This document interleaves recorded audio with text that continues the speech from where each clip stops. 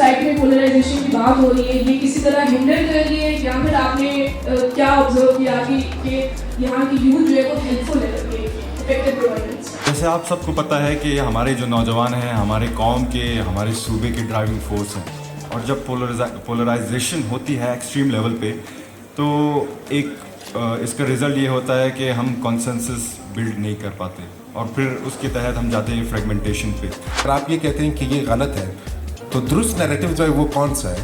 उसके आगे हमारा यूथ जो है वो एक्सपोज क्यों नहीं हो रहा? वो शायद इसलिए नहीं हो रहा कि उस नैरेटिव को बिल्ड करने की जो रियासत की सतह पर जिस तरह से बिल्ड होना चाहिए था, जिस तरह से एफर्ट्स करनी चाहिए थी, मेरे ख्याल से वो एफर्ट्स जो है वो नहीं की गई हैं। उस तरह की एफर्ट्स अगर की जाएंगी तो मेरे ख्याल से ये सारी चीज़ें जो होंगी वो ऑटोमेटिकली रिजॉल्व। आपने सोशल मीडिया पे अपनी स्किल्स डेवलप करनी है, learn there algorithms, try to improve your profile, अपनी रीच बढ़ाएं ताकि आपका मैसेज, आपके आइडियाज़ आप ग्लोबल लेवल पे जाएं।